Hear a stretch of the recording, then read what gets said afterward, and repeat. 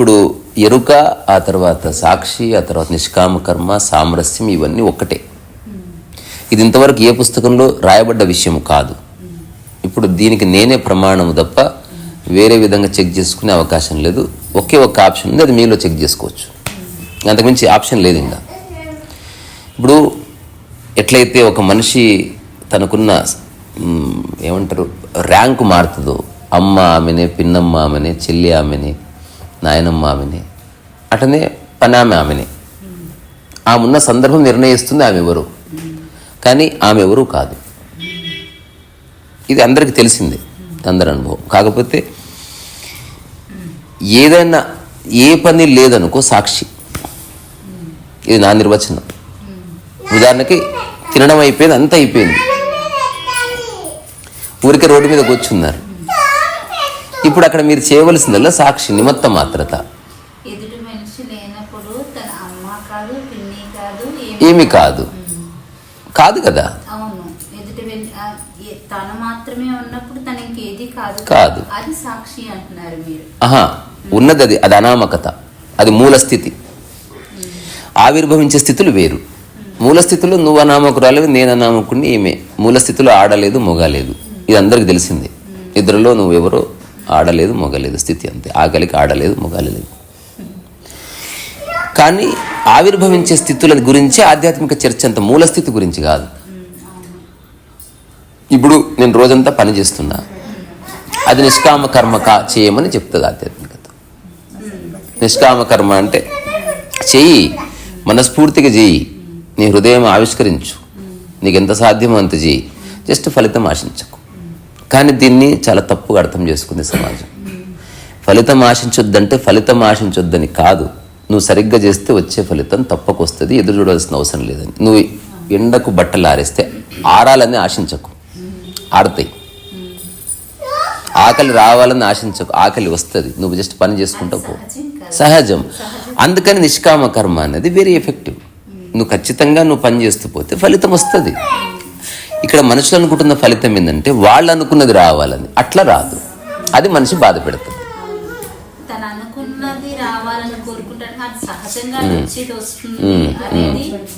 ఆ స్ఫురణ కలగడానికి అంటే సహజంగా వచ్చేది ఎలా, నువ్వు సహజంగా పని చేస్తున్నావు, తద్వారా సహజంగా ఏం జరగాలి అది జరుగుతుంది, అవుతుంది. నిష్కామ కర్మ అంటే ఇట్లే కావాలని చేయకు, నువ్వు సరిగ్గా ఉప్పు వేయి, సరిగ్గా కారం వేయి, ఒక అవగాహనతో ఆటోమేటిక్గా కూర మంచి అవుతుంది. అంతేగాని నువ్వు ఏమీ చేయకుండా కూర మంచిగా కావాలంటే కాకపోవచ్చు. సో ఇదొకటి. నిష్కామ కర్మ అంటే నువ్వు రోజంతా చేసే అన్ని పనులు నిష్కామ కర్మని తీసుకుని రా.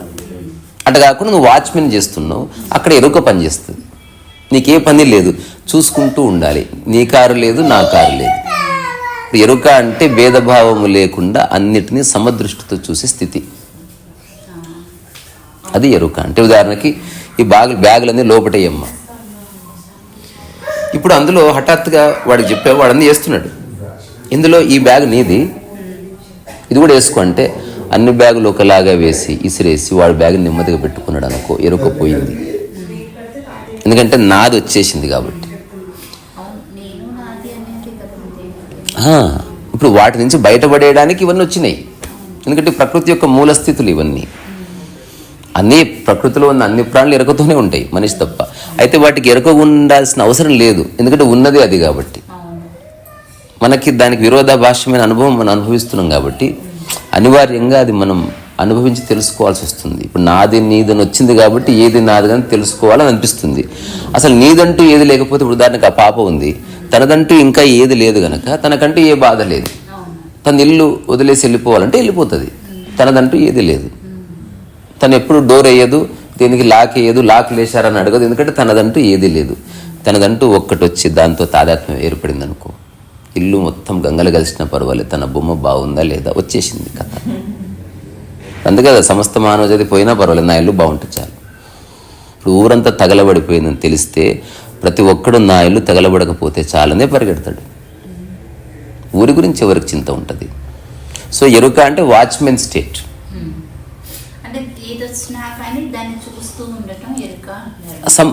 భేదభావం లేకుండా చూసే చూపు,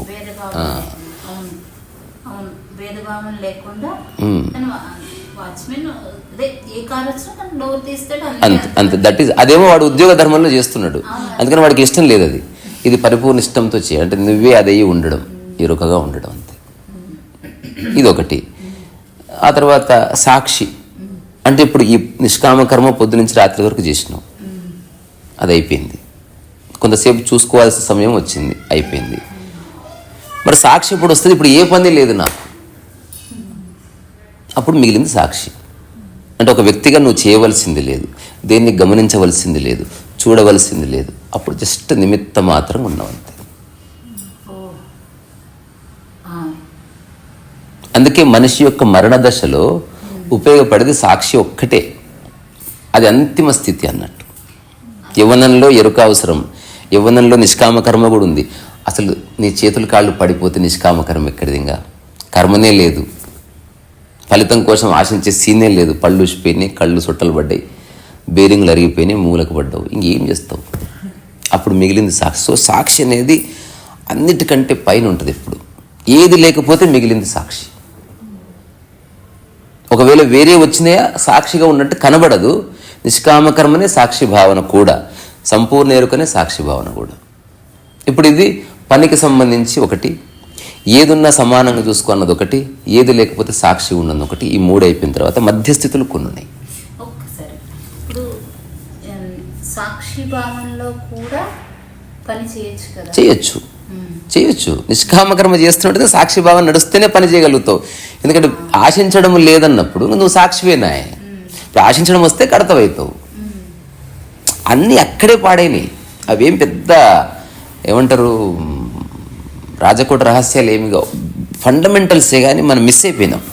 బికాస్ మనం వీటిలోకి తొంగి చూడలే, దాని యొక్క నిజమైన అర్థాలు తెలుసుకోవడానికి ప్రయత్నించలే, తెలుసుకున్న దాన్ని ఇంప్లిమెంట్ చేసుకుందాం అనుకోలే.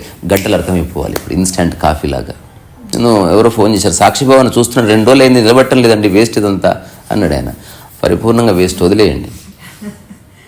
ఇప్పుడు సైకిలే ఒక వారం రోజుల్లో వస్తుంది, ఒక్క రోజులో రాకపోతే వేస్ట్ అంటవా? పోనీ నీకు రాకపోతే అది లేదంటవా? 1000 మంది సైకిల్ దొక్కుతుంటారు, నీకు వస్తలేదు.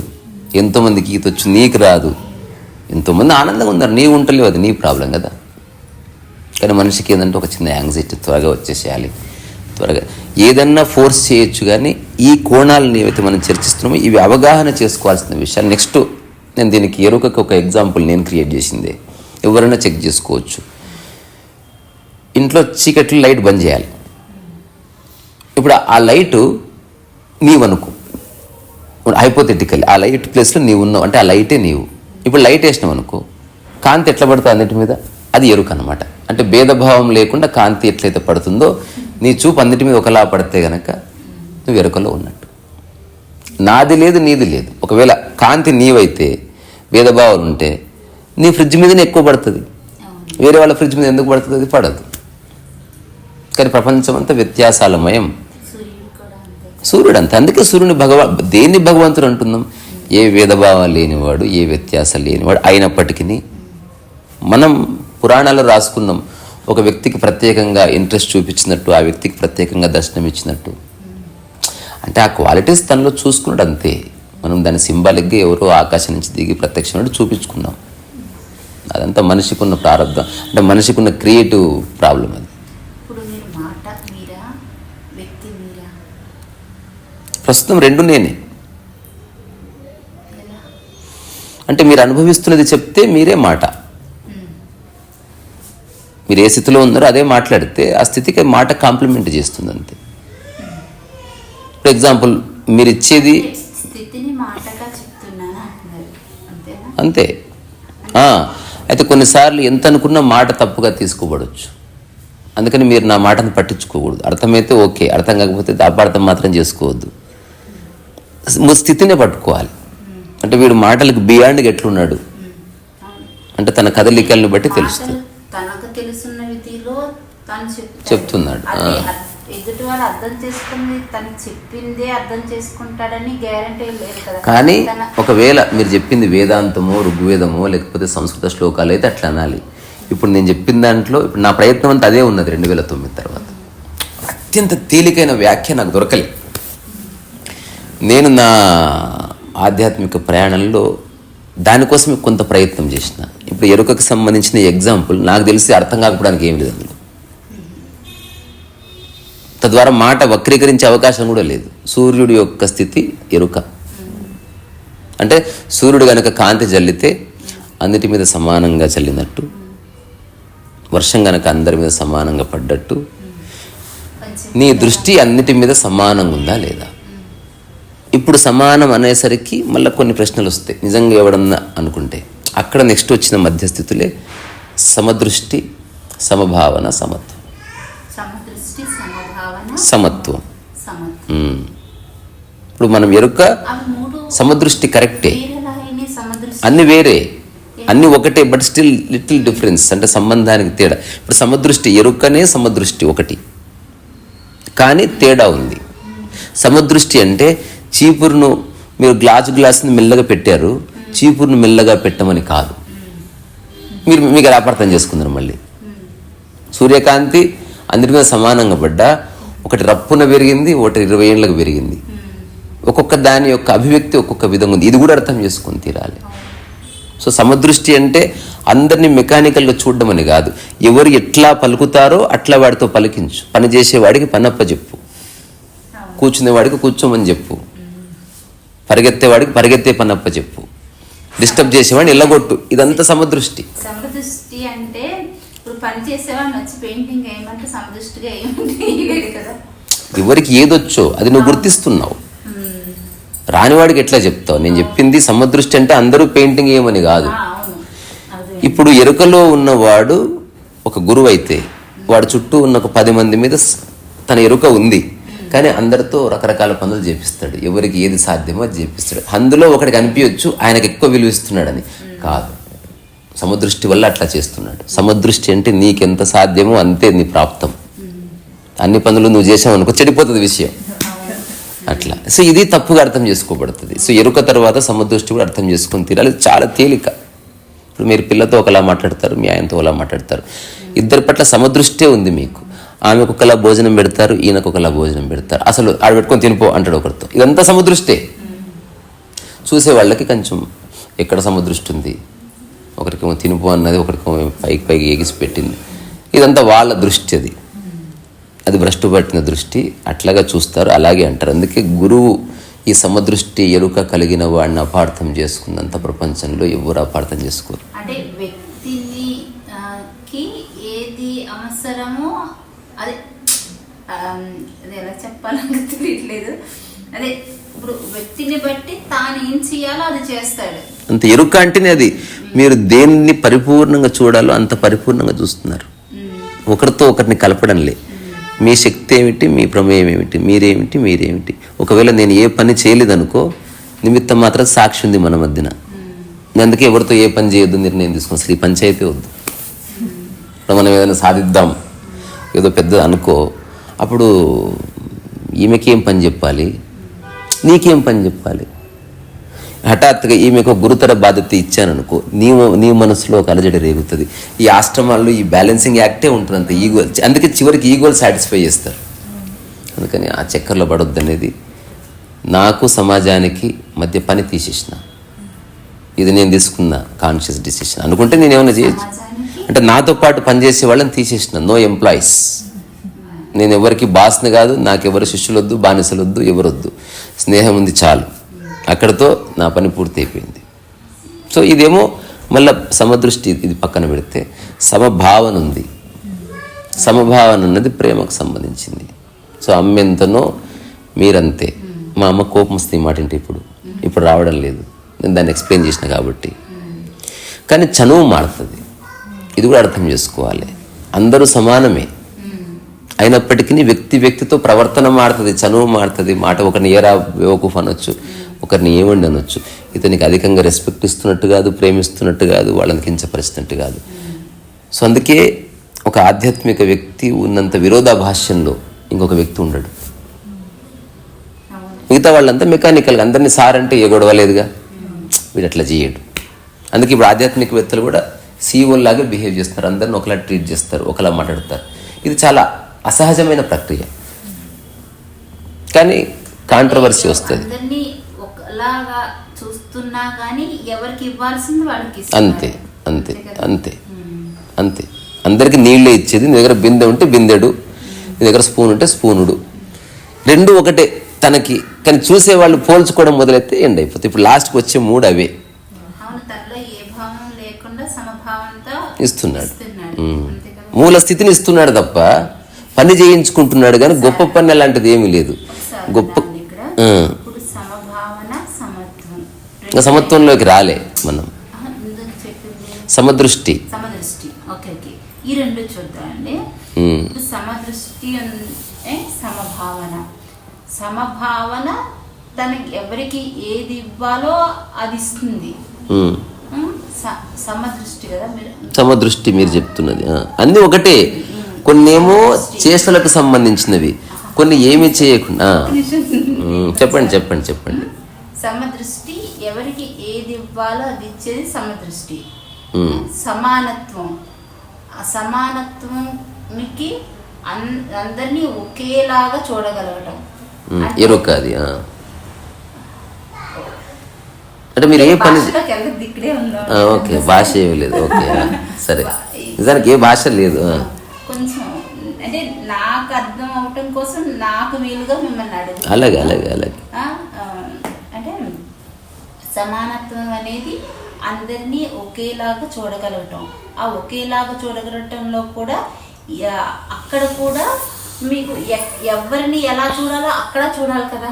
అవును అవును. అక్కడ ఇప్పుడు నా భర్తను ఒకలా చూస్తాను, నా బిడ్డను ఒకలా చూడాలి. చంటి బిడ్డను ఏంటి ఇంకొకలా చూస్తాం. అది కరెక్ట్ కదా.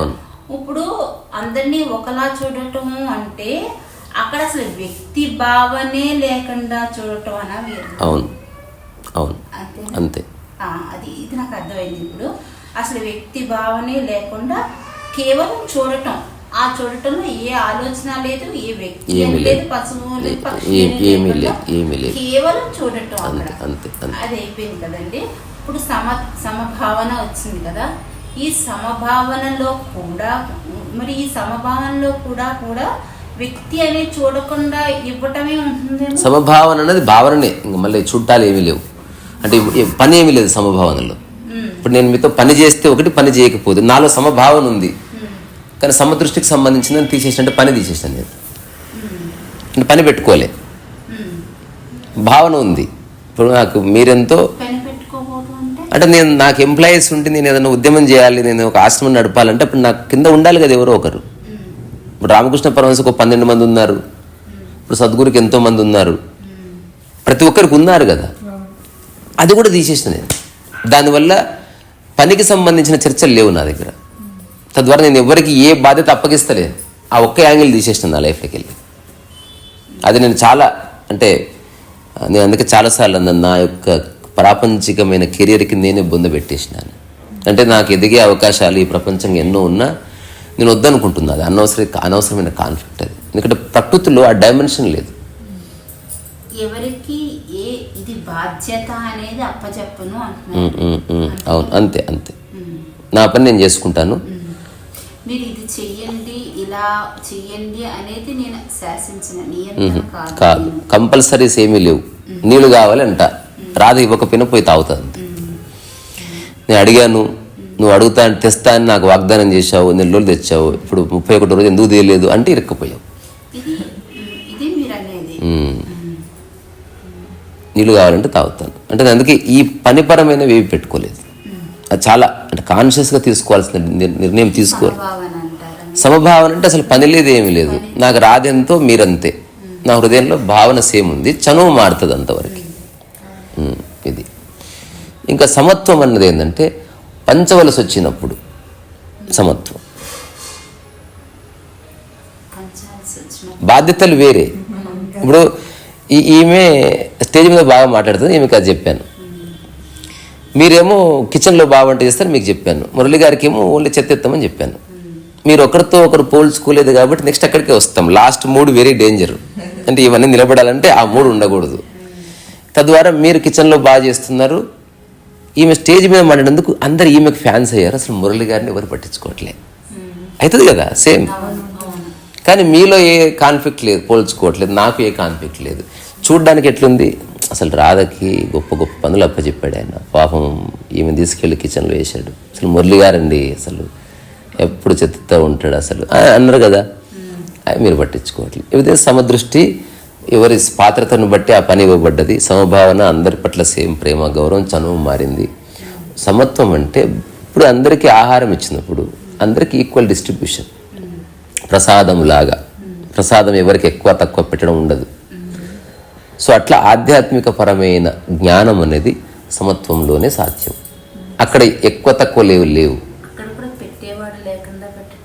అంతే, అది మూలమే, అది అల్టిమేటింగ్, అది లేదు. అది ఇప్పుడు నేను అన్న భావన వచ్చి ఇంకా అది జరగదు. అది అంటే ఆ మూలం సిద్ధించిన తర్వాతనే ఇవన్నీ నిజంగా ఎస్టాబ్లిష్ అవుతాయి. అంతవరకు ఇవంతా ఆలోచనలుగానే ఉండిపోతాయి. ఇప్పుడు ఇవన్నీ పోయిన తర్వాత ఇంకొక 3 ఉన్నాయి.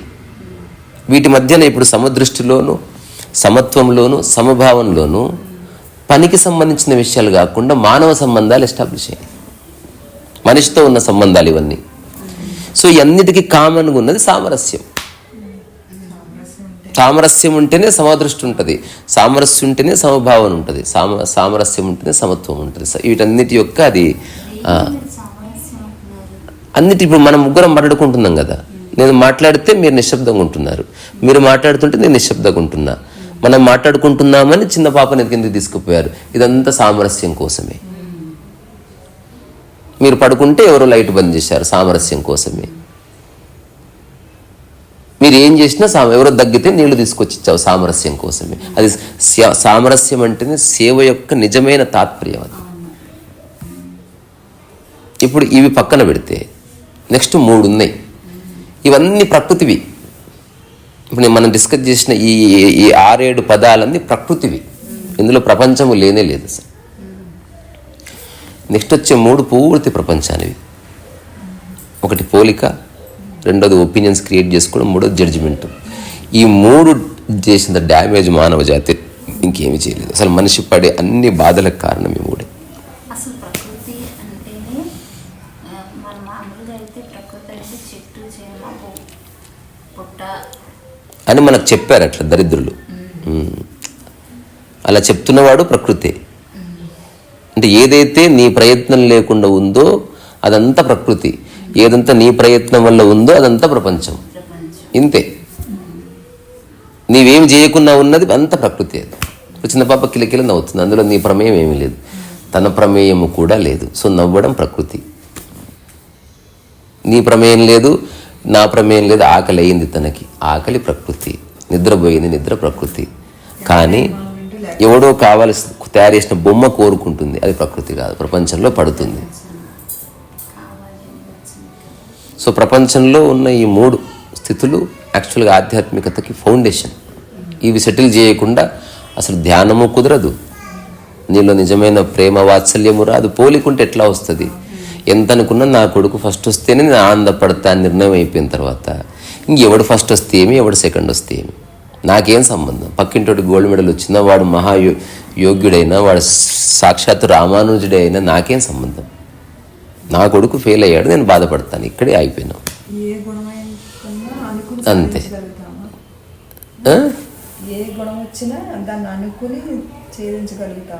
అసలు గొడవలోకి పోనే వద్దు.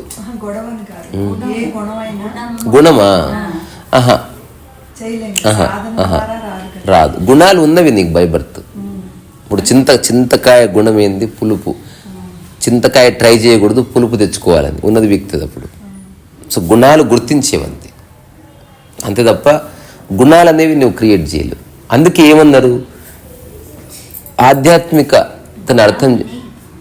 ఆధ్యాత్మికతను అర్థం చేసుకున్నాడు నిర్గుణుడు కూడా అన్నారు. అంటే గుణాలు ప్రకృతి పరంగా వచ్చినాయి కాబట్టి వాటిని కూడా నువ్వు నావేం చెప్పుకోవడానికి వీల్లేదు. అల్టిమేట్ ఇది. అంటే ఏవి నీ ప్రయత్నం వల్ల వచ్చినాయో అవి నీవు ఎలాగూ కాదు, ఏవి నీ ప్రయత్నం లేకుండా వచ్చినాయో అవి నీవు అసలే కాదు. తద్వారా నువ్వెవడు నిమిత్త మాత్రుడివి, నువ్వెవడు నేను సాక్షిని, నువ్వెవరు సంపూర్ణ ఎరుకని. అంతే. కానీ ఆ మనం అనేది ఎవరు అంటే అనామకుడిగానే ఉన్నాం ఇక్కడ. You are nobody. ఈ అనంత విశ్వంలో you are an insignificant creature అంతే. అక్కడ చీమ తిరుగుతుంది రోడ్డు మీద, అక్కడ ఇంకో కుక్క తిరుగుతుంది, ఇక్కడ ఇంట్లో మనం తిరుగుతున్నాం. Is there any difference? నేను అంటున్నా, దేర్ ఇస్ నో డిఫరెన్స్. మనం అంతా ఒక ప్రకృతి నియమానికి బైండ్ అయి ఉన్నాం. అది ఆకలి అయితే ఆకలి వైపు వెళ్తుంది, ఆహారం వైపు. మీరు ఆకలి అయితే కిచెన్ వైపు వెళ్తున్నారు, నాకు ఆకలి అయితే నేను కిచెన్ వైపు వెళ్తున్నా. ఇది ఒక్కటి సత్యం. మనిషిని కలుపుతున్నది, మానవ జాతిని కలిపి నిలబెడుతున్నది ప్రకృతి నియమాలే. ప్రపంచం విడగొట్టుతుంది, డబ్బు విడగొడుతుంది, పేరు ప్రఖ్యాతులు విడగొడుతున్నాయి. ఆకలి కలుపుతుంది. అందరం కలిసి తిందాం రండి. ఆకలి కలుపుతుంది మనిషిని. అందుకే అనవసరంగా పోల్చుకుంటారని ఆకులు వేసేస్తారు కింద. ఆకులు ఆకలి ఎంత బాగుంది చూడు అసలు. తర్వాత కంచం అనుకో, పెద్ద చిన్న వస్తుంది, నాది మంచిగా ఉంది నీది మెరుస్తున్నా. ఆకు కాబట్టి ప్రకృతిది కాబట్టి నువ్వు జడ్జి చేస్తాను. ఎవడన్నా కొట్లాడతాడా నా ఆకు బాగాలేదని, చిరిగిపోయిందని వేరే తీసుకుంటారు, చారు కింద పోతుంది. అంతే. ఇంకా అనుకోవడాలు ఏమీ లేవు, ఉన్నదే అది.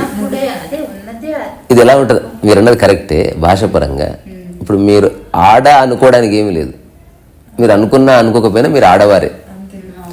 అనుకోవడానికి ఏమీ లేదు. ఇంకా అనుకుంటున్నావా డౌట్ ఉంది. ఎప్పుడు అనుకోవాలి?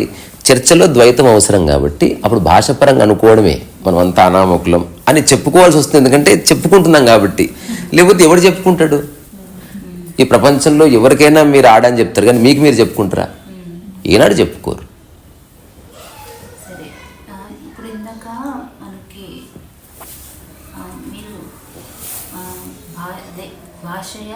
మాట్లాడే మాటయా మీరు, శరీరమా మీరు అంటే రెండు నేనే అన్నారు కదా. అందుకు తర్వాత ఇంకో మాట కూడా అన్నా, ప్రస్తుతం అన్నా. చాలా సందర్భాల్లో కాదు కూడా. కొన్నిసార్లు మాటకి నాకు చాలా వ్యత్యాసం ఉన్నట్టు నేను చూశాను, సత్యం అది. కొన్నిసార్లు ఊరికే మాట్లాడతాను, జోక్ వేస్తున్నాను అనుకో, అది ఊరికే జోక్ వేస్తాను, అసలు నాకే సంబంధం ఉండదు. కొన్నిసార్లు ఇన్ పర్టికులర్ మూలాన్ని చెప్పినప్పుడు నేనే మాటగా మాట్లాడతాను. ఒక్కొక్కసారి మాట అది తప్పుగా తీసుకోవడం, లేకపోతే అవగాహన రాహిత్యంగా తీసుకోవడం, అది ఎదుటి వ్యక్తి మీద ఆధారపడుతుంది. నేను సేమ్ చెప్పిన మాటలు ఒకరికి ట్రెమండస్గా అర్థమైనవి, ఒకరికి ఏం అర్థం కాలే. అది నా ప్రాబ్లం కాదు, అది వాళ్ళకున్న కాంప్రహెన్షన్ ప్రాబ్లం. అది సరే. ఇప్పుడు ప్రస్తుతానికి నేను శరీరం అని కూడా అన్నారు కదా, అంటే అక్కడ నేను చెప్తున్నాననే భావంతో చెప్పటం వల్ల నేను శరీరం అయ్యిందా? మీరున్నారు కాబట్టి ఇదంతా వచ్చింది, అదర్వైజ్ చెప్పడమే లేదు. ఇంకా లేదు, నేను అలా అడగలేదు. నేను అడిగింది ఎలా అంటే, ఇప్పుడు నేను శరీరము మాట కూడా అన్నారు కదా, ఇప్పుడు అప్పుడప్పుడు నేను శరీరం అనే మాట కూడా మీరు అన్నారు. అప్పుడప్పుడు నేను శరీరము అంటే శరీర భావన నాకు వచ్చిన మళ్ళా నేనని అర్థమా, లేకపోతే ఈ శరీరం నుంచి ఆ మాట వచ్చింది కాబట్టి ఈ శరీరం నేనని అర్థమా? ఇంత కాంప్లెక్స్ చేసుకోవద్దు. మీరు అన్ని కరెక్టే, అన్ని తప్పే, సందర్భాన్ని బట్టి. ఎగ్జాంపుల్, ఇక్కడ ఇప్పుడు ఒకసారి మీ 5,000 ఇట్లా పెట్టండి, 5 చేతులు, దేనికి అది వేరు వేరు ఉన్నాయా? నిజమే కదా, కానీ అవన్నీ ఒకటే చెయ్యి, అవునా కాదా? అట్లా కొన్నిసార్లు నా మాట వేరు, కొన్నిసార్లు నేను వేరు, నేను చేసే పని వేరు, కానీ ఇవన్నీ ఒకే దానికి పట్టుకొని ఉన్నాయి. అనుకుంటే వేలు గురించి వ్యాఖ్య చేస్తే అప్పుడు చేయిని పక్కకు జరపవలసి వస్తుంది, కాలేయాన్ని పక్కకు జరపవలసి వస్తుంది, ముక్కును పక్క జరపవలసి వస్తుంది. వేలు ఎంత గొప్పది చెప్పాలి. శరీరం గురించి మాట్లాడితే వేలు శరీరంలో భాగం కాబట్టి వేలు గురించి ప్రస్తావన, శరీరం గురించి మాట్లాడతావు. మనసు గురించి మాట్లాడితే శరీరాన్ని పక్కకు జరిపి మనసు గురించి మాట్లాడతావు.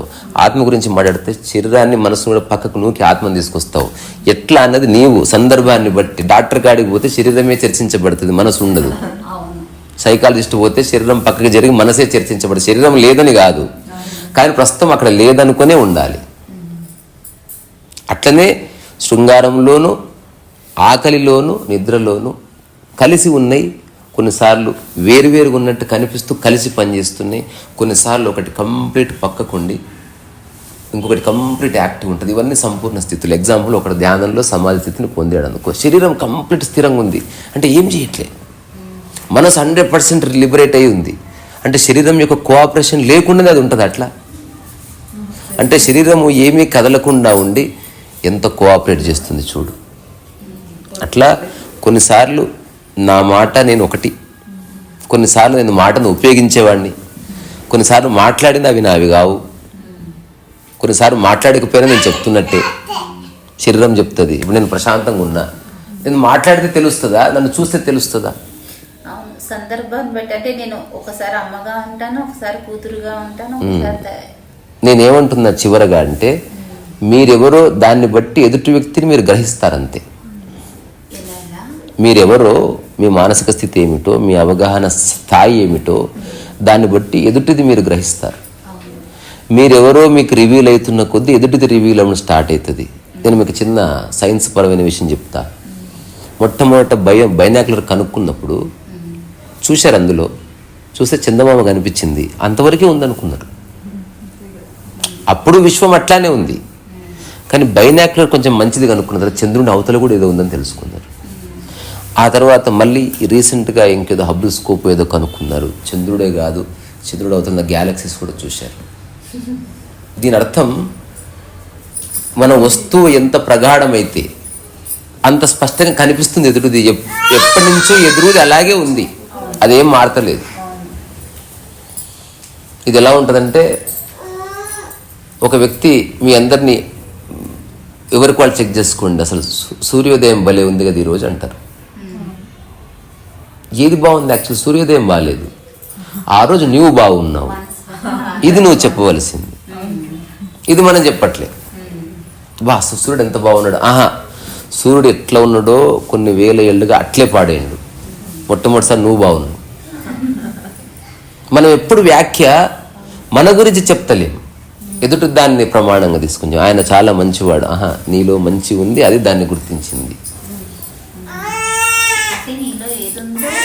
అదే నువ్వు చెప్తున్నావు. ఇప్పుడు నేను మా ఇంటికి పిలిచాను, చారు బాగా కాశారండి అన్నావు అంటే దాని అర్థం ఏంటి? చారు ఎలా ఉండాలో నీకు తెలుసు గనక అక్కడి నుంచి ఆ స్టేట్మెంట్ వచ్చింది. అంటే నీ అనుభవం ప్రమాణం అవుతుంది. కానీ కొన్నిసార్లు మాట వరుస కంటాం, ఎందుకులే తలకాయ నొప్పి, భోజనం బాగుందండి భోజనం, కానీ నీకు తెలుసు బాగాలేదు. కానీ బాగాలేదని చెప్తే అర్థం చేసుకునే స్థాయి వాళ్ళకి లేదు గనుక మాట మారదు. ఇప్పుడు నువ్వు వేరే, మాట వేరే. అంటే నేను రోజులో చాలామంది అడిగే వాటికి నేను ఊరికి ఏదో చెప్పి పంపిస్తాను, ఎందుకంటే అర్థం చేసుకునే స్థాయి లేదు. ఉదాహరణకు ఒక 70 ఏళ్ళు ఆయన వచ్చి, ఇప్పుడు నేను ఎంతో ధ్యానాలు చేశాను, మరి నేను జ్ఞానోదయం పొందినట్టేనా అంటే, నేను ఊరికే సరదాగా ఒక 5 నిమిషాలు నేరుగా అతని దిక్కు చూసిన. అతను కూడా నేను వీడిని ఏదో చేస్తున్నాను నా దిక్కు తీవ్రంగా చూశాడు. దాని తర్వాత ఒక 3 నిమిషాలు కళ్ళు మూసుకుని ఆయన మూసుకున్నాడు. నేనన్నా బుద్ధుడు ఎట్లాంటి స్థితిలో ఉన్నారో మీరు అలాంటి స్థితిలో ఉన్నారన్న. ఏడ్చి కరెక్ట్ సార్ కరెక్ట్, ఇదే నా భావన కూడా వెళ్ళిపోయాడు. తర్వాత నా పక్కన ఉన్న వ్యక్తి అట్లెందుకు చెప్పారంటే, ఇప్పుడు ఆయన ఆల్రెడీ 75 సంవత్సరాల వయస్సు, ఇప్పుడు ఆయన చేసినంత బక్వాసం చెప్తే తట్టుకోగలడా? ఇప్పుడు నా ఉద్దేశం అంటే, అదే ఒక 25 ఏళ్ళ కుర్రాడు అనుకో, నాకు టైం అండ్ స్పేస్ ఉంది మాట్లాడడానికి. అందుకని రమణ మహర్షి అయినా ఎన్నోసార్లు మాట వరుసకు సత్యం కాకుండా ఏదో ఒకటి చెప్పి పంపించవలసిందే, అంత బాగుంది పో. ఎందుకంటే నీకు లేదు, నీకు ఆ స్థాయి లేదు. ఇప్పుడు చిన్న కృష్ణ శోభన్ బాబు ఒక సినిమాలో యాక్ట్ చేస్తున్నారంట, ఇద్దరు. కృష్ణ గారిది అయిపోయింది 1 టేక్ ఫైనల్, శోభన్ బాబు గారిది first take, second take, third take, 17th take అయింది. దర్శకుడు స్టిల్ నాట్ సాటిస్ఫైడ్, చిన్న బ్రేక్ ఇద్దామన్నారు. శోభన్ బాబు గారు వచ్చి దర్శకుడితో అన్నాడంట, మీరు కొంచెం పక్షపాతం చూపిస్తుంటున్నారు, కృష్ణ గారిదేమో ఫస్ట్ టేక్కి మీరు ఓకే చేశారు, నాది 17 టేక్స్ అయినాయి అంటే, సార్ ఆయన 17 టేక్లనే అలాగే చేస్తారు, అందుకని నాకు చెప్పడం లేదు. He repeats the same. మీ నుంచి కొంచెం బెటర్ ఎక్స్పెక్ట్ చేస్తున్నాను, అందుకని. సో ఇంకా నువ్వు మారవని తెలిసిన తర్వాత నువ్వు బాగానే ఉన్నావు అని చెప్పి పంచిన ఒక పద్ధతి. ఏం చేస్తావు అంతకంటే? మూర్ఖుణ్ణి మార్చాలని ప్రయత్నం చేస్తే అంతకంటే పెద్ద మూర్ఖులమవుతాం మనం. సో ఇప్పుడు జ్ఞానంలో, ఈ ఎరుకలో ఇట్లాంటి అవగాహన ఖచ్చితంగా వచ్చి తీరుతుంది. నీకు ఎదురుగా నడుచుకుంటున్న వచ్చి నీ ఎదురు కూర్చున్న లోపే ఆడెవడు వాడి దమాకేంది మొత్తం తెలిసిపోతుంది. సో నిజమైన ఆధ్యాత్మికవేత్తలు 99% మందికి ఏమీ చెప్పరు, వాడు చెప్పేవాడికి చెప్తాడు అంతే. మిగతా వాళ్ళందరికీ ఊసుకోలు కబుర్లు, పిట్ట కథలు, పాటలు, భజనలే నడుస్తాయి. ఎందుకు? చెప్పినా అర్థం చేసుకోరు, అది కుదరదు అది.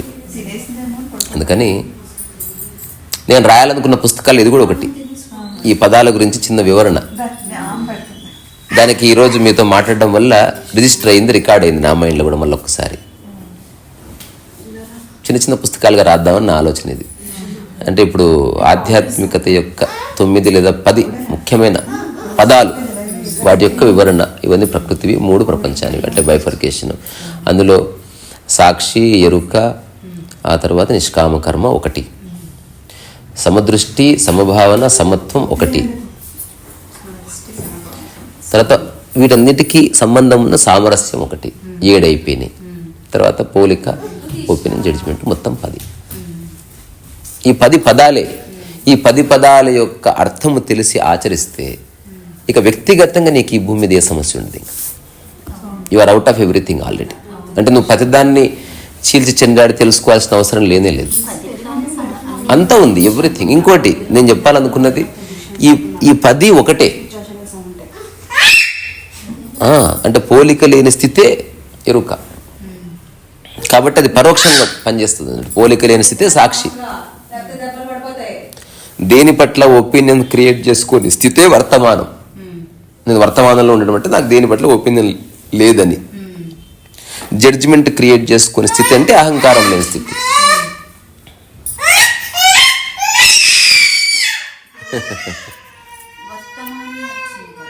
ఇప్పుడు ఒక మాట, ఇవంతా వర్తమానం. ఇప్పుడు మనం మాట్లాడింది, అందుకే వర్తమానం అనే పదం వాడట్లే. వర్తమానం అన్నది ఏమంటారు, మీ స్థితిని బట్టి ఎస్టాబ్లిష్ ఉన్న. బేసికల్గా భూమి మీద మనం లేవనుకో, ఉన్నది వర్తమానం కాదా? మనిషి ఉండడం వల్లనే, మనిషి యొక్క మనసు ఉండటం వల్లనే వర్తమానం తెలుస్తలేదు. మనం ఎప్పుడు గతంలోనూ భవిష్యత్తులో ఊగిసలాడుతున్నాం. ఇప్పుడు ఎరుకలో ఉండడం అంటే వర్తమానంలో ఉండడమే, సాక్షిలో ఉండటం అంటే వర్తమానంలో ఉండడమే, నిష్కామ కర్మ అంటే సంపూర్ణ వర్తమానంలో పనిచేయడమే. తద్వారా వర్తమానం అనే ప్రస్తావన నేను చెయ్యను ఇప్పుడు, ఎందుకంటే అవసరం లేదు అది.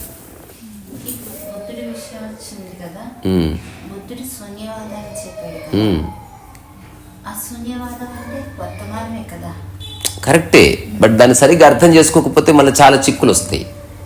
ఇప్పుడు మనకి ఇంగ్లీష్లో పదాలు ఉన్నాయి, సంపూర్ణం, పూర్ణం, పరిపూర్ణం. తేడాలు చెప్పండి చూద్దాం. పూర్ణం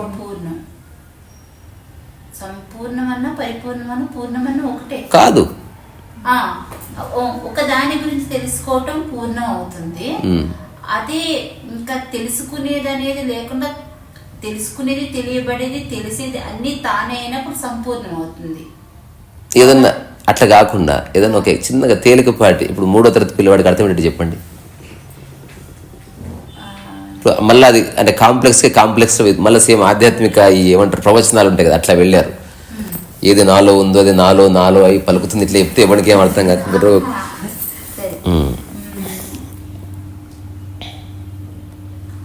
ఇప్పుడు నా ముందున్న ఒక వస్తువు గురించి నేను పూర్తిగా తెలుసుకున్నాను. నేను ఒక కూర ఎలా చేయాలో పూర్తిగా తెలుసుకున్నాను. అంటే అది నాకు వేరుగా ఉంది, దాన్ని నేను తెలుసుకున్నాను.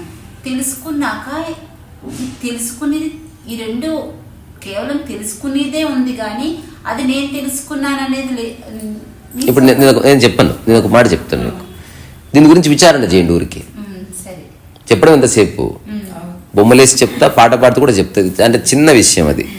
సో అట్లనే మనకి శూన్యవాదం అవుతుందో, నథింగ్నెస్. ఇప్పుడు నథింగ్నెస్ బుద్ధుడు చెప్పిన శూన్యవాదం అవుతుందో, అన్నిహిలేషన్ కూడా ఉంది ఒకటి. అంటే శూన్యము, అట్లాగే వినాశనం. అంటే ఒకటి పోవడం ద్వారా మిగిలేది, అన్నీ వస్తున్నది ఒక దగ్గర నుంచి, ఉంది కానీ లేదు. ఈ 3 శూన్యవాదాలు. ఒక మనిషి పుట్టాడు, వాళ్ళు భూమి మీద ఏం లేడు, వాడు ఖచ్చితంగా పోతాడు కాబట్టి లేనట్టే ఒకటి. మనిషి అసలు ఎక్కడి నుంచో వస్తున్నాడు, ఆ యొక్క మూలస్థితి శూన్యం. లేదు, మానవత పోయింది, మిగిలేదు శూన్యం. సో ఎట్లా చూసుకున్నా అదే ఉంది. ఇది ఒక్కొక్కడు ఒక్కొక్క దిక్కును స్పృశించాడు. సో బుద్ధుడి యొక్క శూన్యవాదం కూడా చాలా మందిని మిస్లీడ్ చేసింది. అందుకే దానికి ప్రతి దాంట్లోనూ, ఉదాహరణకి చరమస్థితి అనుకుంటాం, ఎవరెస్ట్ పీక్. అంత ఎవరెస్ట్ ఎందుకు? ఇప్పుడు ఈ ఇంట్లో మనం ఉన్నాం కదా, మళ్ళీ ఇంట్లో మూల ఉంది, మధ్య ఉంది, చివర ఉంది. ఈ ఇంట్లో కూడా లేదా? అట్లా నేను ఇంట్లో ఉన్నా అంటే సరిపోదు, అది ఫైనల్ స్టేట్మెంట్. ఇంట్లో ఉండ అయిపోయింది. ఇంట్లో కూడా మళ్ళీ మూల ఉంది, మధ్య ఉంది, చివర ఉంది. ఇప్పుడు నేను చివర ఉండమని చెప్పాడు ఒకడు. ఇప్పుడు చివర అంటే ఏ చివర? ఒక చివరకి వెళ్ళి నిలబడతారు మీరు. ఆ చివర నుంచి కూడా మళ్ళీ మూల ఉంది, మధ్య ఉంది, చివర ఉంది. మళ్ళీ చివరికి మూలకి వెళ్ళి నిలబడ్డారు. లాస్ట్ చివర ఎక్కడుందంటే లోపట ఉంది. ఇది తెలిసింది అనుకో, నువ్వు ఇంట్లో ఎక్కడున్నా చివరి ఉన్నట్టే. ఇప్పుడు ఆనందం, నేను మూలకుంటే ఆనందం, నిజంగా ఆనందం తెలిసిన తర్వాత ఏడున్న ఆనందమే. గుడికి వెళితే ఆనందం, నిజంగా ఆనందం తెలిస్తే ఇక్కడికి ఉన్న ఆనందమే. ఆ మూలస్థితి ఒక్కసారి రిఫ్లెక్ట్ అయిందనుకో, ఈ అన్ని బైఫర్కేషన్స్, డివిజన్స్ డిసప్పేర్ అయిపోయి తీరుతాయి. ఇంకోటి మీరు చేయరు, అది దానంతగా తుప్పుకుని పడిపోతాయి అంతే.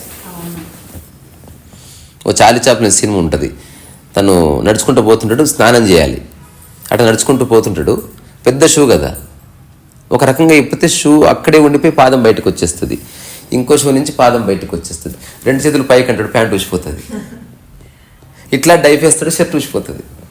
అంటే నువ్వు జస్ట్ అందరిలాగే నడిచి నీళ్ళలో దుంకావు, కానీ ఏవైతే బాడీని నువ్వు అంతసేపు పట్టుకుని ఉన్నాయో అవి ఆటంతటా ఊసిపోయినాయి అంతే.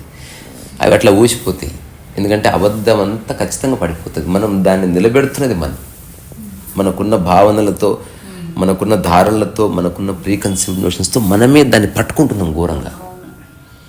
నిద్రలో ఎక్కడికి పోతున్నాయి, నువ్వు వదిలేస్తున్నావు అంతే. ఏ కష్టాలు లేవు, కన్నీళ్ళు లేవు, జీడిపి లేదు, ఎకానమీ లేదు, స్పిరిచువల్ లీడర్స్ లేదు, గురువులు లేరు, పుస్తకాలు లేవు, భగవద్గీతలు ఏం లేవు. అందుకే రమణ మహర్షి ఎన్నోసార్లు చెప్పాడు, ఆయన నిద్రలో నువ్వు అనుభవిస్తున్న అప్రయత్నమైన సుఖం నీ యొక్క మూలస్థితి అన్నాడు ఆయన. అంటే నీ ప్రయత్నమే లేదు, బట్ ఆ సుఖాన్ని అనుభవిస్తున్నావు. మెలకువలో ఆ సుఖం నువ్వు అనుభవిస్తే అది సమాధి. అందుకే అష్టావక్ర సంహితలో ఒక స్టేట్మెంట్ నేను ఎన్నోసార్లు రిపీట్ చేసిన, because it is not return anywhere. ఇప్పుడు అష్టావక్ర సంహిత ఒకటి ప్రింట్ అవుతుంది టెక్స్ట్ అంతా, రెండు నేను చేతిరాత్తో కూడా రాస్తాను. ఈ రెండిట్లోనూ ఫస్ట్ ఓపెన్ చేస్తే కనపడేది ఆ స్టేట్మెంటే, అది నేను రాసి పెట్టింది నేను. అంటే వెరీ రేరెస్ట్ స్టేట్మెంట్ అది. అంటే నువ్వు దాన్ని మొత్తం ఆకలింపు చేసుకొని దాని యొక్క మూలం అర్థం చేసుకుంటే తప్ప ఆ స్టేట్మెంట్ అర్థమే సావదు. అష్టావక్ర సంహిత 3 స్థితుల్లోనే మేనిఫెస్ట్ అవుతుంది. ఒకటి నిద్రాస్థితిలో ఉన్నవాడు చెప్తే అష్టావక్ర స్థితి బయటకు వస్తుంది. రెండోది మరణించిన వాడు చెప్తే అష్టావక్ర గీత బయటకు వస్తుంది. మూడవది మెలకువలో ఏ ప్రాపంచిక విషయాలు నువ్వు పట్టుకోకపోతే అష్టావక్ర సంహిత బయటకు వస్తుంది. ఈ 3 స్థితుల్లోనే అష్టావక్ర సంహిత అర్థమవుతుంది, చెప్పబడుతుంది కూడా. మిగతా అన్ని సందర్భాల్లోనూ అంతులేని విరోధ భాష్యాలు ఒకటే. అంటే మరణించిన వాడు, నిద్రపోయేవాడు, సమాధిలో ఉన్నవాడు ఒక్కడే. ఒకటి మెలకువలో, ఒకటి మెలకువలో, ఒకటి జాగరూకత లేని స్థితిలో, ఒకటి పూర్తిగా శరీరం చలనం లేని స్థితిలో. ఈ 3 స్థితుల్లోనూ నీవు స్థిరముగా ఉన్నావు. నిద్ర నీకు ప్రతిరోజు అనుభవం అవుతుంది, మెలకువలో అనుభవం కావాల్సింది, చనిపోవడం అనేది అందరికీ అనుభవం ఖచ్చితంగా అవుతుంది. ఇట్లా అంటే ఒకటి జీవితంలో ఒకసారి జరుగుతుంది మరణం, ఒకటి రోజు జరుగుతుంది. ఇది 1,000,000 సంవత్సరంలో ఒక్కటి జరుగుతుంది మెలకువల, అంతే. అదే స్థితి. అయితే మెలకువ, నిద్ర, మరణించడం కదా. ఇప్పుడు మెలకువ కాదు, మళ్ళా మెలకువ అంటే అది ఇప్పుడు అందరం మెలకువలోనే ఉన్నాం. ఉత్తమ మెలకువ కాదు, భేదాలు లేని మెలకువ. మెలకువ అందరూ ఉన్నారు, అందులో ఏం ప్రాబ్లం లేదు. ఏ భేదాలు లేని, ఏ ఇంకా భేదాలు లేదంటేనే సాక్షి ఉందని. వాచ్మెన్ ఎరుకు దృష్టి కలగనంతసేపు అడిగే క్వశ్చన్స్ అన్నీ వాళ్ళకి ఏం తెలుసని అడుగుతున్నారు? మైండ్ అడుగుతుంది అంతే. తెలుసని కాదు, తెలుసుకుందామని, లేదా ఎదుటి వ్యక్తిని ప్రశ్నించి చూద్దామని, లేకపోతే అందరి ముందు కొంచెం గట్టిగా అడిగితే నాకు పేరు వస్తుంది, రకరకాలుగా అడుగుతారు. అంటే ప్రశ్న అడిగేవాడి యొక్క స్థితులు వేరే. తెలిసిన తర్వాత అడగలుగా చాలా తక్కువ ఉండొచ్చు, స్టిల్ క్వశ్చన్స్ ఎగ్జిస్ట్. అంటే ఆ స్థితపడే వరకు కూడా లేయర్స్ ఉంటాయి చాలా. అంతెందుకు ఇప్పుడు ఎరుపు ఒకేసారి వచ్చింది ఖచ్చితంగా అలాగే ఉండిపోతుంది అనుకుంటున్నావా? నిజంగా వస్తే ఉండిపోతుంది. లేదు, లేదు, ఒక్కొక్కసారి అనుభవం అవ్వకుండా కూడా ఎరుకు వస్తుంది. అది వేరు, అది చాలా సార్లు వస్తుంది. నువ్వు రోజులో ఒక్కసారి దేవతలాగా ఉంటావు. నువ్వు కూడా రోజులో ఒక్కసారి నువ్వు కంప్లీట్గా మనస్సు లేని స్థితిలో ఉంటావు. రోజులో ఒక్కసారి నువ్వు గొప్ప ఉదార స్వభావం ఉంటావు. ఇప్పుడు మనం డిస్కస్ చేసిన ఈ 10లో 2 పదాలు జోడించలే. అసలు ఆధ్యాత్మికత అంతా వాటి మీదనే పాడేది. నేను వాటిని పక్కకి జరిపేసిన నా లైఫ్లోకి వెళ్ళి అనుభవం, అనుభూతి ఊరికే వాడుతున్నాం. కానీ నేను నా దగ్గరకు వచ్చిన అందరినీ సూటిగా అడిగితే ఎవ్వడికి తెలియదు అనుభవం అంటే అర్థమైందో. ఇప్పుడు నేను ఊరికి అడుగుతున్నా, ఏది అనుభవం ఏది అనుభూతి చెప్పండి చూద్దాం. ఒక దాన్ని నేను తింటున్నాను అనుకోండి, అది ఎలా ఉందో పూర్తిగా తెలుసుకోవటం, ఆ తినదాన్ని ఆస్వాదించటం అనుభూతి, తెలుసుకోవటం కూడా కాదు. అనుభవం అంటే అనుభవం అంటే ఒక సంఘటన నా జీవితంలో జరిగినప్పుడు దాన్ని అనుభవం చెంది. ఇప్పుడు తినడం సంఘటన కాదా? తినడం సంఘటన, మరి అది కూడా అనుభవం అవుతుంది కదా మీ లెక్క ప్రకారం. మరి అనుభూతి అంటే తినటం అనుభవం, ఆ అనుభూతి అంటే తినటం కేవలం అనుభవం, అనుభూతి అంటే పూర్తిగా దాన్ని ఆస్వాదించటం అనుభూతి కాదంటారా? తెలియదు నాకు. అంటే ఇప్పుడు మీరు అట్లా అడగొద్దు. ఇంకా ఇప్పుడు నేను ఎప్పుడన్నా అడిగి అవునా కాదు అంటలేను, చూసారా? చెప్పిపాడు దొబ్బుతున్నా అంతే. నాకు తెలియదు అవునో కాదు, నా వరకు నాకు సత్యం అనిపించింది చెప్పేస్తున్నా. ఇప్పుడు నేను చెప్తున్నా ఎగ్జాంపుల్ ఇస్తా. ఇప్పుడు ఒక చిన్న పాట పాడతా చూడండి. మానస సంచరరే, ఇప్పుడు పాట ఇది కావాలని పాడినా. ఇప్పుడు నేను పాడింది మీ అందరికి వినిపించిందా? ఇది క్లియర్ కదా? నాకు వినిపించిందా? వినిపించింది కదా? అంటే నేను పాడింది నేను వింటున్నాను, నేను పాడింది మీరు విన్నారు. సో నా పాట మీకు అనుభూతి అయింది, నా పాట నాకు అనుభవం అయింది. ఒకటి మీకు అనుభూతి మాత్రమే, అనుభవం కాదు. అంటే మీ శరీరం యొక్క సహాయం లేకుండా ఓన్లీ ఇంద్రియాలకు సంబంధించి జరిగేదంతా అనుభూతి కిందికి వస్తుంది. శరీరానికి పని లేదు. ఎక్కడ శరీరం ఇన్వాల్వ్ అయిందో అక్కడంతా అనుభవం అవుతుంది. అందుకే తొలి రాత్రి అనుభవం అన్నారు, అనుభూతి కాదు. అక్కడ శరీరం ఓన్లీ మనం ఆలోచించుకుందాం ఎలా చేయాలో అని ఎవడు అంటలేడుగా. లెట్ us డూ ఇట్ అంటే అంటున్నారు. అందుకే ఇంత జనాభా వచ్చింది బయటికి. అక్కడ నిష్కామకర్మ చేస్తున్నా తెలిసి అందరూ. అంటే ఇప్పుడు దాని మీద మీరు నిజంగా తత్వ విచారణ చేస్తే మీరు నుంచి బయటకు వచ్చే స్టేట్మెంట్ అసలు ఇవ్వడు నో చెప్పడానికి ఉండదు. ఇంకా అంటే ఇంకా తర్కానికి అన్నిటికీ అతీతంగా ఉంటుంది అది. ఇప్పుడు ఇది జీవితంలో మీరు మర్చిపోలేరు దీన్ని. ఇప్పుడు దీని తర్వాత ఇంకో దిమ్మ తిరిగే ప్రశ్న ఉంది, దానికి ఎవరికి జవాబు తెలియదు. అది కూడా మీకు వదిలేసిపోతుంది. 2 వదిలేస్తున్నా. ఇంతకుముందు ఒకటి ఏంది, సంపూర్ణం, పూర్ణం, పరిపూర్ణం, ఫిగర్ ఇట్ అవుట్. మళ్ళీ మాట్లాడుకుందాం. రెండోది అనుభవం, అనుభూతి ఎగ్జాంపుల్. అందుకే అనుభవాన్ని ప్రత్యక్ష అనుభూతి అన్నారు, అనుభూతిని పరోక్ష అనుభవం అన్నారు. ప్రత్యక్ష అనుభూతి, ప్రత్యక్షంగా మీరు అనుభూతి చెందారు దాన్ని, తద్వారా అదొక అనుభవం. పరోక్షంగా అనుభవిస్తూ ప్రత్యక్షంగా అనుభూతి చెందారు. అనుభూతి పరోక్ష అనుభవం, అనుభవం పరోక్ష అనుభూతి, ప్రత్యక్ష అనుభూతి. ప్రత్యక్షంగా నేను కూడా అనుభవిస్తున్నాను ఆ పాటని, ఎందుకంటే నేనే దాని యొక్క మూల శ్రోతని కాబట్టి. ఇది ఓకే కదా? ఇప్పుడు అనుభవం అంటే శరీరం ఇన్వాల్వ్ అయ్యింది కదా, అంటే బాడీ యొక్క ఇన్వాల్వ్మెంట్తో జరిగేది అనుభవంలోకి వస్తుంది. ఓన్లీ మైండ్, ఇంద్రియాలకు సంబంధించిన అనుభూతి అయ్యింది కదా. మరి ఇప్పుడు ఆధ్యాత్మిక అనుభవం అనేది ఏది? ఇది రియల్ క్వశ్చన్. అన్ని అనుభవాలేనా? ఇప్పుడు నాకు అనుభవం అయింది అంటాడు ఒకడు, దేన్ని అనుభవం అంటున్నాడు వాడు, దేన్ని మనం ఆధ్యాత్మిక అనుభవం అనాలి? ఇది రియల్ క్వశ్చన్. ఇది కూడా ఆలోచించండి. చిన్న తేడా ఉంది. ఇది నేను చెప్పగానే మీకు స్ట్రైక్ అవుతుంది, అందులో ఏం సందేహం లేదు. అంటే కొన్ని సంవత్సరాలు ఈ పదాల వైపు చూసిన నేను, వాటిని నా మీద ఇంప్లై చేసి చూసుకున్నా. ఇప్పుడు నేను ఒకటి ఏదో నములుతున్నా. What is it? ఇది ఒక ఎక్స్పీరియన్స్. ఎక్స్పీరియన్స్ ఎప్పుడైంది? ఉద్యోగం ఎప్పుడైంది? చేస్ట్ ఎప్పుడైంది? అన్నవే షేక్ హ్యాండ్ ఇస్తున్నా. ఒకసారి ఎక్స్పీరియన్స్ అవుతుంది, ఒకసారి ఉద్యోగ ధర్మం అవుతుంది, ఒకసారి నా కర్మబాలకి ఇస్తున్నా, ఒకసారి బాడీ మాత్రమే ఇస్తుంది, నేను ఇవ్వట్లేదు. ఇవన్నిటికి చెయ్యి మాధ్యమం అవుతుంది. ఏది నిజమైన అనుభవం? ఎట్లా దాన్ని మనం గుర్తించడం? ఒకవేళ ఆధ్యాత్మిక అనుభవం అంటూ వస్తే దాని యొక్క క్వాలిటీ ఏమిటి? అన్ని ఇస్త్రీపెట్ట తొడ మీద పెట్టిన అది అనుభవమే. బాడీ సఫర్ అయింది, ప్రెగ్నెన్సీ వచ్చింది, అది అనుభవమే. తలనొప్పి వచ్చింది, అది అనుభవమే. అన్ని అనుభవాలు లాంటిది ఆధ్యాత్మిక అనుభవమా? ఒకవేళ స్పిరిచువల్ అల్టిమేట్ ఎక్స్పీరియన్స్ అంటూ ఏదైనా ఉంటే దానికి ఏదైనా ఒక బేస్ ఉందా? నేమ్ కరులి బాబా, మార్ప, మిలరేప, రమణ మహర్షి, లేకపోతే రామకృష్ణ పరమహంస, నిరంజనానంద, లేకపోతే చువాంగ్సు, ఇట్లాంటి వాళ్ళు ఏదైతే స్పిరిచువల్ అల్టిమేట్ ఎక్స్పీరియన్స్ అంటున్నారో అది ఏమిటి అసలు? What is it? 100% జవాబు ఉంది. అది నేను చెప్తే మాటపూర్వకంగా తెలియచ్చు. అసలు అనుభవం లేదు, అనుభూతి లేదు. ఇది భాష ఉంది. మనం ఇప్పుడు నేను చెప్పినా కదా, మనం చర్చిస్తున్నాము కాబట్టి భాషను వాడవలసిందే.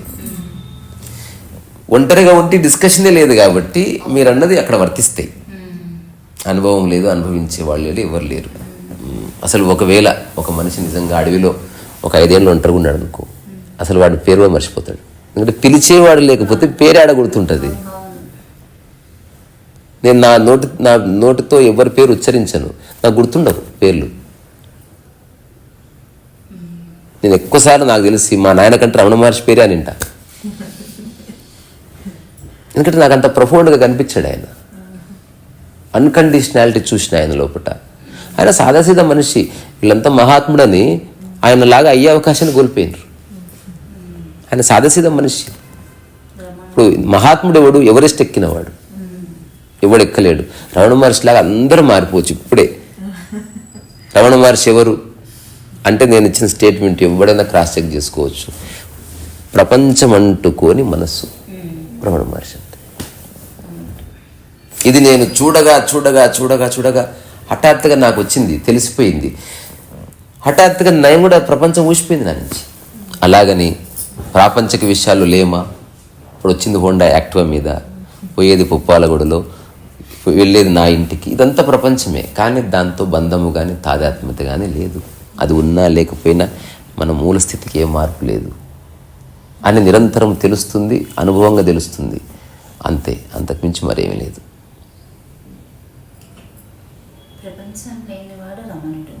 ప్రపంచం అంటుకోనివాడు అంటే ఆధ్యాత్మిక పరమైన భాష వాడుతున్నప్పుడు చాలా భాషపరంగా కేర్ఫుల్ ఉండాలి. లేకపోతే ఒక్క పదం తీసేస్తే అర్థం మారిపోతుంది. అంతే. అంటే మళ్ళీ ఇది కూడా ఇప్పుడు నేను ఎక్కడ ఈ పదాలు నేను ఎందుకు వాడను అంటే దీనికి సంబంధించిన సిద్ధాంతాలు ఆల్రెడీ మన అచర సిద్ధాంతంలో లేకపోతే రకరకాల ఇప్పుడు బ్రహ్మంగారి సిద్ధాంతాల్లో ఇట్లాంటి పదాలు వాడబడ్డాయి. అంటే జీవుడు, జీవాత్మ, ఆత్మ, పరమాత్మ ఇట్లాంటి విషయాలు చర్చించినప్పుడు హఠాత్తుగా మనం వాటి బైఫర్కేషన్లోకి వెళ్తాం. ఇప్పుడు మనం చర్చిస్తున్న విషయాలు ఇవేవి లేవు. అంటే సామాన్యంగా మనుషులు మాట్లాడే ఆధ్యాత్మిక పారిభాషిక పదాలు ఏమీ లేని చర్చ మనది. ఇప్పుడు నేను ఒక చిన్న టాక్ చేసిన జీవాత్మ, ఆత్మ, పరమాత్మ అని. నేను ఒక చిన్న ఎగ్జాంపుల్ ఇస్తే ఒక మనిషికి ఎన్లైటన్మెంట్ అయింది. 20 ఏళ్ళ నుంచి కొట్టుకస్తున్నాడు వీటి గురించి అర్థం చేసుకోవడానికి. మీరు చూసారా అది? నేను చెప్తాను ఊరికే, ఇది అయిపోయిన తర్వాత ముగిద్దాం. సముద్రము పరమాత్మ, అందులో చెంబు తీసి ముంచుకున్నావు, ఆ చెంబు జీవాత్మ. ఆ చెంబులో ఉన్న వాటరు ఆ తర్వాత సముద్రంలోని వాటర్ ఒక్కటే అని తెలుసుకోవడం ఆత్మ. ఇంతే. జీవాత్మ. జీవాత్మ అంటే సముద్రంలో ఉన్నదే నాలోనే ఉంది కానీ నాది అనుకుంటుంది చెంబు. అట్లా జీవాత్మ అయింది. అది నాది అన్న భావన పోగానే ఆత్మ పరమాత్మలో విలీనమైంది. అంటే శరీరం పడిపోయింది. అప్పుడు వాడికి చెప్పాడు, అప్పుడు ఆధ్యాత్మిక వాక్య చెంబు చెప్తుంది, ఒకప్పుడు ఈ చెంబు నేను అనుకున్నా, ఈ చెంబులో ఉన్నది నేను వేరేది అనుకున్నా, ఇప్పుడు తెలిసిపోయింది, నేను అనవసరంగా మధ్యలో అడ్డం ఉన్నా, నాలో ఉన్నదే అన్ని చోట్ల ఉన్నది అని చెప్తుంది చెంబు.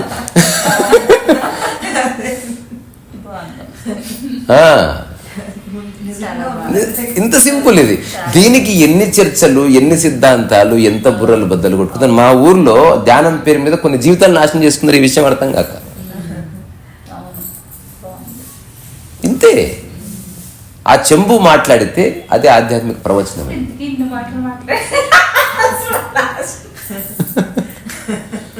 ఆ చెంబు కూడా ఇదంతా. నేను అందుకే దానికి ఇంకో పేరు పెట్టిన, చెంబాత్మ అని. అంటే చెంబులో ఉన్న నీరు అది నాదనుకుంటుంది కాబట్టి ప్రపంచం. ఇప్పుడు అక్కడనే వేరే చెంబులు వచ్చినాయి, నీళ్ళు ముంచుకున్నాయి, వాటిలో కూడా చెంబాత్మ ఉంది. ఇప్పుడు ఈ చెంబు ఆ చెంబు, నేను బంగారుదాన్ని అది సిల్వర్దని కొట్లాడుకోవడం మొదలుపెట్టింది. ఇట్లా ప్రపంచం ఎస్టాబ్లిష్ అయింది. అంతలో ఇంకొక చెంబాత్మ వచ్చింది, ఇది శాశ్వతం కాదు నాయన, ఇది ఎప్పుడు కరిగిపోయేది అంటే అందరూ దాన్ని దేవుడు అన్నది. నాలో ఉన్నదే మీలో ఉందంటే ఆహా ఓహో అన్నాడు. మనమంతా కలిసిపోయి అక్కడికి పోతాం అని జీసస్ లాగా చెప్పారు. ఎక్కడికి పోతలేవు, నీళ్ళు ఎక్కడున్నాయో అక్కడే ఉన్నాయి, కానీ ఇక్కడిది ఎక్కడిదని చెప్పేసరికి స్వర్గం నరకం పుట్టినాయి. అంత చెంబు చేసిన దరిద్రం ఇది. ఒక్కొక్క చెంబు ఒక్కొక్కలా మాట్లాడింది. దాంతో ఈ ప్రాబ్లంతో వచ్చింది. సో అందుకే నేను ఈ పాయింట్ ఆఫ్ వ్యూ చర్చించాను అసలు.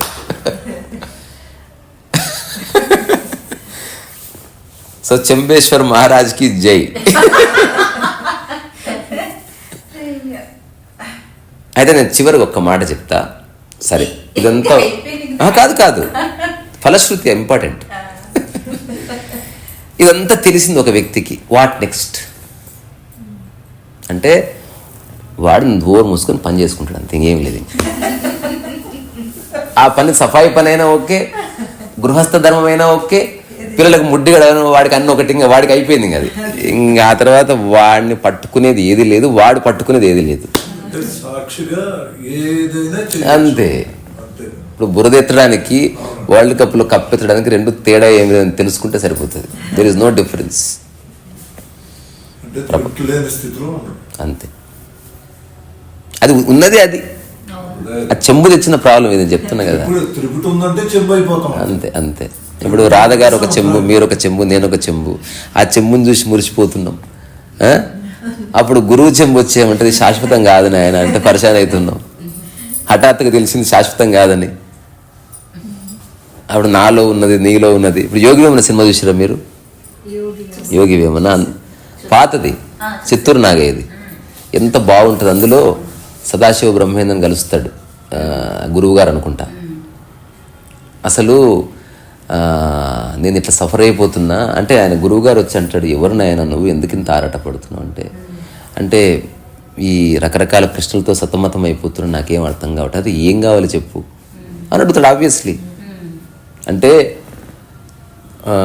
ఇప్పుడు మనమంతా ఎక్కడి నుంచి వస్తున్నాం, ఎక్కడికి పోతున్నాం, ఈ ప్రశ్న నన్ను పరిచయం చేస్తున్నా అంటాడు. ఇంత పెద్ద పెద్ద చెట్ల మీద ప్రశ్న లాగా చూడు. ఇప్పుడు చెంబు ఎగ్జాంపుల్ చెప్పింటే అయిపోయేది, ఏమన్నా అప్పుడే ఎన్లైటన్మెంట్ అయి ఉండేది. కానీ ఆయన ఒక యోగం లాగా చెప్పాడు. సో మనం ఎక్కడి నుంచి వస్తున్నాం, ఇక్కడ అంతే. అది ఎంతెందుకు, హాయిగా నీకు ఒక వరం ఇస్తా, నువ్వు స్వర్గ సుఖాలు అనుభవించు అంటే అంటాడు, అన్నీ అనుభవించేదంతా వేస్ట్ అని తెలుసుకుని వచ్చిన నేను అని. మనం అంతా ఎక్కడి నుంచి వస్తున్నాం, ఎక్కడికి పోతున్నాం. అప్పుడు ఇది తెలుసుకోవడానికి గొప్ప గొప్పలకు సాధ్యం కాలేదు, మరి మానవ మాత్రం నీకు సాధ్యమవుతుందా అంటాడు. అంటే మీరే అట్లంటే మరి నేను ఎక్కడ పోవాలి?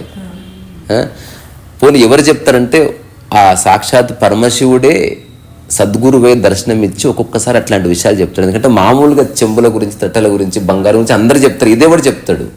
ఇది రేర్ సబ్జెక్ట్ కాబట్టి ఎవడో రావాల్సిందే. అప్పుడు వేమన సంశయ స్థితుడు ఏమంటాడంటే, మీరే నా గురువు, మీరే నాకు దారి చూపండి అంటాడు. సరే, అత్యంత నిగూఢమైన ఆధ్యాత్మిక రహస్యాన్ని చెబుతా విను అంటాడు. ఆ రహస్యము ఇంతకుముందు చెంబు వ్యాఖ్యానం ఇది, కానీ ఇది ఎంత తాత్విక దృష్టితో ఉంటుంది, ఇంపాసిబుల్ టు అండర్స్టాండ్. అంటే ఇప్పుడు సంసార యాత్రకు, మోక్షయాత్రకు మనస్సే సాధనం. అన్ని రకాల కల్మషాలు, కుట్రలు, కుతంత్రాలు క్రియేట్ చేస్తున్నది మనస్సే. ఈ మనస్సు చంచలం, ఈ మనస్సు నీ ఆధీనంలోకి తెచ్చుకో, అప్పుడు మనస్సుకి అంతులేని శక్తి కలుగుతుంది. సూపర్. మరి అదేనా స్వామి జ్ఞానోదయం అంటే? కాదు కాదు కాదు. అంతులేని శక్తి వచ్చిన తర్వాత నువ్వు ఏదనుకుంటే అది అవుతుంది. ఆ ప్రలోభానికి లొంగకుండా నువ్వు అట్లే స్థిరచిత్తుడవై ధ్యానిస్తే, ఇది విరోధాభాష్యం. స్థిరచిత్తుడవై ధ్యానిస్తే అన్నది రియల్గా లేదు. స్థిరచిత్తమే ధ్యానం. స్థిరచిత్తుడవై ధ్యానిస్తున్నది మళ్ళీ మనిషిని, మానవ జాతిని మిస్లీడ్ చేసిన అతిపెద్ద అబద్ధాలు అది ఒకటి. ఇప్పుడు మంచి ఆహారమే ఆరోగ్యం. మంచి ఆహారం తింటే ఆరోగ్యం ఉంటే అవసరం లేదు. మంచి ఆహారం తిన్ను, అక్కడితో వ్యాఖ్య అయిపోయింది. దాని యొక్క ప్రతిఫలం ఆరోగ్యం, అంతే. అక్కడ విరోధాభాష్యాలు లేవు. సో స్థిరచిత్తుడవై ధ్యానిస్తే నీ మనసుకు అంతులేని శక్తి కలుగుతుంది. అయినా కూడా అట్లనే కొనసాగిస్తే అప్పుడు ఏం తెలుస్తుంది? నీవు నేను ఒకటే అని తెలుస్తా అంటాడు. అదే సచ్చిదానందం అంటే, అదే తత్వమసి అంటే, అదే నీవు నేను ఒకటే. అప్పుడు వచ్చేదేవుడు, పోయేదేవుడు. ఇప్పుడు నీ యొక్క అన్న కూతురు చచ్చిపోయింది, ఎక్కడికి వెళ్ళిపోయింది అంటున్నావు. ఆమె ఎక్కడికి వెళ్ళిపోలే. ఆమెలో ఉన్న కోరు, నీలో ఉన్న కోరు ఒకటే, నాలో ఉన్నది ఒకటే. తద్వారా ఎవ్వరు ఎక్కడి నుంచి వస్తున్నారు, ఎక్కడికి పోతున్నారు అని చెప్తే హీ అండర్స్టూడ్ ఫిలసాఫికల్లీ. ఇప్పుడు దాన్ని ఆయన సాధన చేశాడు. అంటే అందరిలో దాన్ని చూడడం. ఇప్పుడు ఉదాహరణకి ఎరుక కలిగింది నాకు అంటాడు ఒకడు. ఎలా తెలుసుకోవచ్చు? అతను మాట్లాడలేదు. ఒక వ్యక్తి నగరంలో ఉన్నాడు, ఒక బంధువర్గంలో ఉన్నాడు, తెలియదు మనకు అతను ఏమిటో. అతను మామూలు జీన్స్ ప్యాంట్ వేసుకోవచ్చు, అందరు కాషాయం కట్టుకోకపోవచ్చు, బట్ నువ్వు గుర్తించాలంటే ఇది పద్ధతి. ఆయన ఇస్తున్నప్పుడు భేదభావం లేకుండా ఇస్తున్నప్పుడు ఎరుక కలిగినట్టు లెక్క, అంతే. ఇప్పుడు బస్ ఎక్కాడు, మా అమ్మకి సీట్ రా, ఎరుక లేదు. అట్లా కాకుండా జస్ట్ బస్సు డోర్ ఓపెన్ చేశాడు, ఎవరికి నచ్చినట్టు వాళ్ళని కూర్చోండి, అంతే. ఒక గురువు చేసే పని అట్లా ఉంటుంది. ఎప్పుడైనా ప్రత్యేక సందర్భంలో ప్రత్యేకంగా ఆ సందర్భం కోసం ప్రారంధవశాత్తు ఏదైనా చేస్తాడు, కానీ అంతర్గతంగా ఏ దోషము ఉండదు. ఎందుకంటే దోషం అంటుకోదు, ఇంకా అయిపోయింది. ఒక్కసారి ఆ స్థితికి వచ్చిన తర్వాత there is no going back. జీవితం సంకనాకపోవడం నిరంతరం జరుగుతూనే ఉంటుంది, అంతే. సో ఇక్కడ అడగండి. ఒకటి ఇప్పుడు తత్వమసి వచ్చింది కదా, అందుకని తత్వమసి, ఐమాత్మ బ్రహ్మ, ఇలా 4 ఉన్నాయి కదా వాక్యాలు. అవును, ఈ 4 ఒకటే అనుకుంటాను నేను. ఒకటే కదా, ఒకటే. ఇప్పుడు భాషపరంగా అర్థం చేసుకోవాలనుకుంటున్నారా, అది మీరు అనుభవించాలనుకుంటున్నారా? మీ యొక్క తద్వారా తత్వమసి ఒక్కటి తెలుసుకోండి. ఇప్పుడు అయమాత్మ బ్రహ్మ బదులు ఇట్లాంటి 100 వాక్యాలు ఉన్న మనకేమి? తత్వమసి అని తెలుసుకున్న తర్వాత భాష పడిపోయింది, అన్నీ పడిపోయింది. చివరికి వేదాల సారము కూడా పడిపోయింది, గురువులు కూడా పడిపోతారు. అంతా ఒకటే, నీవు నేను ఒకటని తెలిసిపోయిన తర్వాత ప్రతిసారి చెక్ చేసుకోవాల్సిన అవసరం లేదు. ఫిలాసఫర్కి అవసరం, పండితునికి ఇది కావాలి. ఈ 4 వ్యాఖ్య ఒకటే, 4 అర్థాలు ఒకటే. ఇది ఇప్పుడు మనం కొంత ఫిలాసఫీ మాట్లాడుతున్నాం, అంటే మాటలు అవసరమైనవి కాబట్టి ఫిలాసఫీ వచ్చింది. అదే ఒక్క మాట, నువ్వు నేను ఒకటే అని నిజంగా అర్థమైతే నువ్వు నేను ఒకటే, అంతే, అయిపోయింది, ఏమీ లేదు. అర్థం కాలేదండి అంటే అప్పుడు మళ్ళీ వ్యాఖ్య స్టార్ట్ అయింది. చెప్పిన తర్వాత అర్థం కాలేదండి అంటే పుస్తకం వస్తుంది. అయినా అర్థం కాలేదంటే సిరీస్ ఆఫ్ చేద్దాం, వెబ్ సిరీస్ చేద్దాం అంటున్నాడు. అయినా అర్థం కాలేదంటే ఆశ్రమంలో కోర్సు ఉంది రమ్మంటాడు.